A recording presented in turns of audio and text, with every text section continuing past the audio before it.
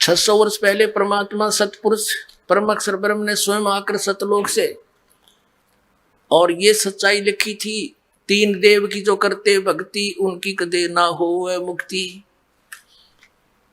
गुण तीनों की भक्ति में ये भूल पड़ो संसारे, कह कबीर निज नाम बिना कैसे उतरो पार।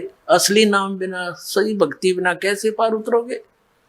देखिएगा, ये है कबीर सागर। ये कबीर सागर है, ये ग्रंथ पूरा देखिएगा, ये पूरा कबीर सागर है। और इसका हम देखते हैं ये कहाँ से छपा है। ये कबीर सागर संपूर्ण 11 भाग, खेमराज श्री कृष्णदास प्रकाशन, बंबई। इसके कौन है? कबीर पंथी भारत पथिक युगलानंद बिहारी द्वारा परिष्कृत यानी संशोधित है। ये मुद्रक है एवं प्रकाशक है खेमराज श्री कृष्णदास, अध्यक्ष श्री वेंकटेश्वर प्रेस, खेमराज श्री कृष्णदास मार्ग, मुंबई। इसके हम आपको ले चलते हैं। ये है ज्ञान बोध और बोध सागर। ज्ञान बोध तो चैप्टर है, बोध सागर खंड है 21 पृष्ठ पे। ये 21 पृष्ठ ब्रैकेट में इनके, ये तो हमने अपनी सुविधा अनुसार लगा रखे हैं जानने के लिए। अब परमात्मा ने अपनी प्यारी आत्मा धर्मदास जी से कहा था, धर्मदास ये जग बोरा ना, कोई न जाने पद निर्वाण। निर्वाण माने मोक्ष मार्ग से कोई परिचित नहीं है धर्मदास जी। अब क्या बताया है? यही कारण मैं कथा पसारा, जग से कहिए वो राम नियारा। राम है ये, नाम नहीं है। यही ज्ञान जग जीव सुनावो, सब जीवों का भरम नसाओ। अब मैं तुमसे कहूं चिताई, तेरे देवन की उत्पत्ति भाई। कुछ संक्षेप कहूं गहुराई, सब संशय तुम्हारे मिट जाई। कहता कुछ संक्षेप पर मैं बता दूंगा, उस समय तेरी बात बन जाएगी। भरम गए जग वेद पुराना, आदि राम का भेद न जाना। यू आदि राम है। राम राम सब जगत बखाने, आदि राम कोई बिरला जाने। ये राम शब्द है, यहाँ पर नाम नहीं है। ज्ञानी सुने, जो मैं बताने जा रहा हूं धर्मदास, जो ज्ञानी सुनेगा वो तो कहेगा बस सच्ची है कथी, सारे प्रमाण है। ज्ञानी सुने सो हृदय लगाई, मूर्ख सुने तो गम न पाई। अब क्या बताने चले हैं? ब्रह्मा विष्णु महेश के माता पिता बताता हूं। माँ अष्टंगी पिता निरंजन, ये जमदारुण वंशन अंजन। पहले कीन निरंजन राई, पीछे से माया उपजाई। परमात्मा ने पहले यानी कबीर साहब ने खुद पहले ज्योति निरंजन की उत्पत्ति की और पीछे से दुर्गा की। माया रूप देख अति शोभा, देव निरंजन तन मन लोभा। कामदेव धर्मराय सताए, देवी को तुरंत दरखाए। पेट से देवी करी पुकारी, साहेब मोहे करो उबारी। टेर सुनी सतगुर तय आए, अष्टंगी के बन छुड़वाए।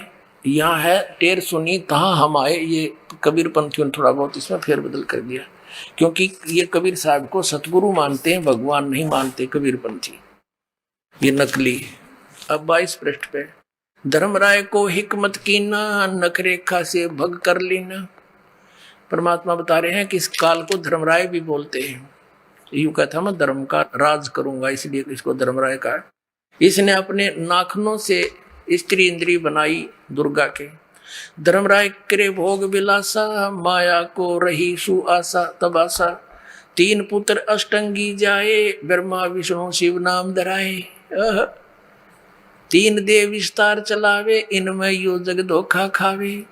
पुरुष गम कैसे कोई पावे, काल निरंजन जग भरमावे। 3 लोक अपने सुत दीन्या, सुन निरंजन बादशालीन्या। पुत्रों को देकर 3 लोक, ये पृथ्वी लोक, पाताल लोक और स्वर्गलोक। कहता आप सुन में सबसे ऊपरले स्थान पर जाकर गुप्त रहता है, जिसको काशी कहते हैं, काशी बोला ये। 3 देव सो उसको ध्यावे, निरंजन का वो पार न पावे। ब्रह्मा विष्णु महेश ये भी भक्ति करे निरंजन की, उनको पता नहीं चला। ब्रह्मा विष्णु शिव नहीं बचाए, सकल खाए पुन दूर उड़ाए। इनको भी मारेगा और खाएगा, इनकी भी जन्म और मृत्यु होती है ब्रह्मा विष्णु महेश की। अकाल पुरुष काहू नहीं चीन्या, काल पाए सभी गैलीना। तीन देव और असुर अवतारा, ताको भजे सकल संसारा। गुण तीनों का ये विस्तारा, धर्मदास मैं कहूँ पुकारा। गुण तीनों की भक्ति में भूल पड़ो संसार, कह कबीर निज नाम बिना कैसे उतरे पार। अपने आत्मा इन शंकराचार्यों से पूछ लेना, गीता के श्लोक सारे सुना देंगे और पुराणों के श्लोक सुना देंगे। संस्कृत घोट रखी इन्होंने, हरि का कख नहीं पता इसमें लिखा क्या है। यदि इन्होंने अब इसी शंकर पंचम में 135 पृष्ठ पर लिखा है कि सबसे बड़ा पशु कौन है, जिसने सदग्रंथों का अध्ययन किया और धर्म आचरण किया नहीं, यानी उनके अनुसार साधना करी नहीं, वो सबसे बड़ा पशु है। तही बाप हिसाब ला लिया सबसे बड़े पशु कौन है। इब्दास आपको बताएगा। इन शंकराचार्यों से प्रश्न करते हैं, पूछा करते थे हम भी इन गुरुओं से कि श्री विष्णु जी, श्री शिव जी और ब्रह्मा जी ये भी साधना करते हैं, भक्ति करते हैं, ये किसकी भक्ति करते हैं। कोई तो कहा करता कि विष्णु तो श्री शिव जी की भक्ति करता है और शिव जी श्री राम की भक्ति करता है। एक यहां तक सिर फेरा मिला कि ब्रह्मा विष्णु महेश ये कृष्ण की भक्ति करते हैं। चौखा भाई बताओ। और एक शंकराचार्य कहता है ये अपने ही स्वरूप की भक्ति करते हैं, क्योंकि वो ये आत्मा ही परमात्मा है, अपने स्वरूप की भक्ति करते हैं विष्णु जी, ब्रह्मा जी। अब देखियो, अब आपको दिखाते हैं ये शंकराचार्य क्या बताते हैं, हमारे सदग्रंथ क्या बताते हैं। अब देखिएगा श्रीमद् देवी भागवत, भगवान विष्णु क्या बताते हैं, मैं किसकी भक्ति करता हूं। देखिएगा श्रीमद् देवी भागवत और गीता प्रेस गोरखपुर से प्रकाशित है। इसके संपादक सचित्र मोटा टाइप, केवल हिंदी। हनुमान प्रसाद पोदार चिमनलाल गोस्वामी इसके संपादक हैं। गीता प्रेस गोरखपुर से ये प्रकाशित है।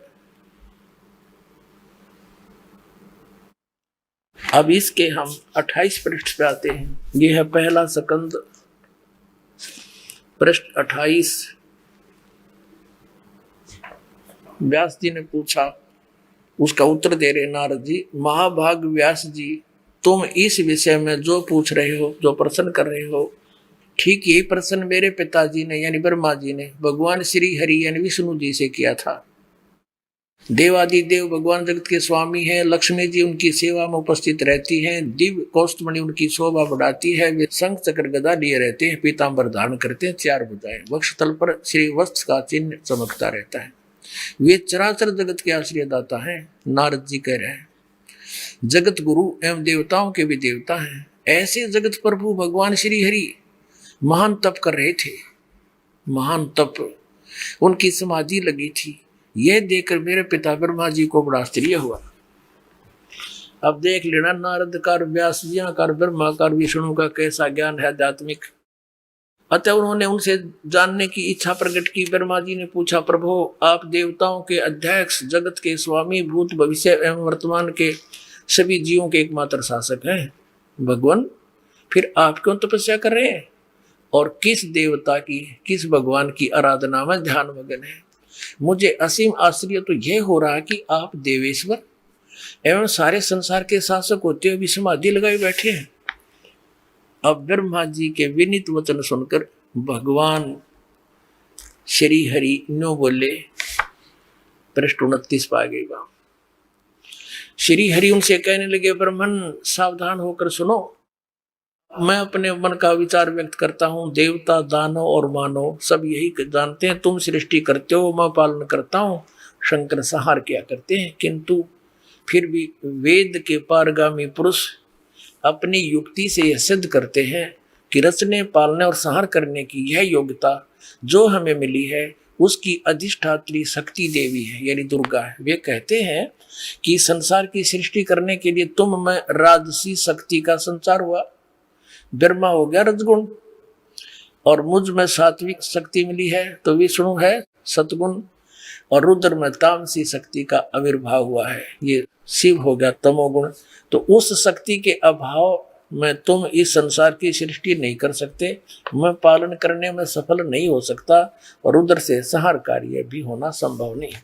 आगे क्या बताते हैं ब्रह्मा जी, हम सभी उस शक्ति के सहारे ही अपने कार्य में सदा सफल होते आए, परंतु सुवर्त प्रत्यक्ष और परोक्ष दोनों उदाहरण मैं तुम्हारे सामने रखता हूँ, सुनो। यह निश्चित बात है कि उस शक्ति के अधीन होकर ही मैं प्रलय काल में इस शेष नाग की शैया पर सोता, सृष्टि करने का अवसर आते ही जाग जाता हूँ। मैं सदा तप करने में लगा रहता हूँ, उस शक्ति के शासन काल से कभी मुक्त नहीं रहता। कभी अवसर मिला तो लक्ष्मी के साथ सुख पूर्वक समय बिताने का सौभाग्य प्राप्त होता है। मैं कभी तो दानों के साथ युद्ध करता हूँ, अखिल जगत को भय पहुंचाने वाले दैत्यों के विकराल शरीरों को शांत करना मेरा परम कर्तव्य हो जाता है। और फिर यहाँ निचोड़ कर दिया अपने अध्यात्म ज्ञान का विष्णु जी ने, मुझे सब प्रकार से शक्ति के अधीन होकर रहना पड़ता है, उन्हीं भगवती शक्ति का मैं निरंतर ध्यान किया करता हूँ। ब्रह्मा जी, मेरी जानकारी में भगवती शक्ति यानी दुर्गा से बढ़कर कोई भगवान नहीं, कोई देवता नहीं।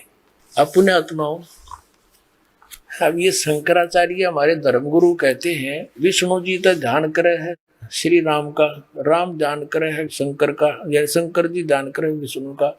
किसी ने पूछा कि ब्रह्मा विष्णु महेश किसकी साधना करते, एक शंकराचार्य कहता है कि श्री राम का ध्यान धरते हैं, और एक कहता है ये अपने स्वरूप का ध्यान करते हैं। और ये देवता क्या कहते हैं, हमारे पवित्र पुराण क्या कहते हैं, जिनको शंकराचार्य जी सच्चा मानते हैं कि ये पुराण सत्य है, ये क्या बताते हैं कि भगवान विष्णु कह रहा है मैं दुर्गा का ध्यान करता हूँ, उसकी भक्ति करता हूँ, और इससे बढ़कर और कोई भगवान मुझे पता नहीं। अब ये देवी क्या बताती है, पढ़िएगा 562 पृष्ठ पे हमारे सदग्रंथ थे। अब क्या बताते हैं, एक बार धर्मदास जी ने पूछा था, जब आदरणीय धर्मदास साहिब जी को परमात्मा सतलोक यानी अपने निज धाम में ले गए थे, शाश्वत स्थान में, फिर उनको वापस छोड़ दिया था। फिर उन्होंने देख लिया था कि ब्रह्मा विष्णु महेश तो कहाँ तक स्थिति है इनकी, और ये परमात्मा स्वयं है। तब उन्होंने कहा था भगवान ये वेद और ये पुराण, इसका मतलब ये सब झूठी है, क्योंकि आप परमात्मा, और ये बताओ वेदों में लिखा है शंकर विष्णु भगवान है, ब्रह्मा विष्णु महेश अजर अमर है, और पुराणों में बताओ यही परमात्मा सर्वशक्तिमान अजर अमर लिखा है। तो इसका मतलब ये सब झूठे वेद और कतेब सब झूठे हुए। परमात्मा ने कहा कबीर साहिब जी ने कि वेद कतेब झूठे नहीं भाई, झूठे हैं ये समझे नहीं, ये पुराण वेद और गीता ये झूठी नहीं है, झूठे ये है जो इनको समझ नहीं सके। अब देखो श्री देवी जी क्या बताती है, 7वां स्कंद संक्षिप्त देवी भागवत 562 पृष्ठ पे देवी द्वारा हिमालय को ज्ञानोपदेश ब्रह्म स्वरूप का वर्णन। अब श्री देवी जी कहने लगी पर्वतराज, यानी पहले तो देवी ने अपनी बताया कि मेरी भक्ति करे तो भाई ऐसे ही कर दे, लेकिन ये ठीक नहीं। आगे क्या स्पष्ट किया है कि उस ब्रह्म का क्या स्वरूप है यह बतलाया जाता है, जो प्रकाश रूप सबके अत्यंत समीप में स्थित हृदय रूप गुहा में स्थित होने के कारण गुहाचर नाम से प्रसिद्ध और महान पद अर्थात परम प्राप्य है। वह समस्त प्रजा के ज्ञान से परे है, अर्थात किसी की बुद्धि में आने वाला नहीं है, यह तुम जानो। जो परम प्रकाश रूप है, जो सूक्ष्म से भी अत्यंत सूक्ष्म है, जिसमें संपूर्ण लोक और लोकों में निवास करने वाले प्राणी स्थित है, वह ये अक्षर ब्रह्म है। वही सबके प्राण है, वही सबकी वाणी है, वही सबका मन, और वह सब परम सत्य और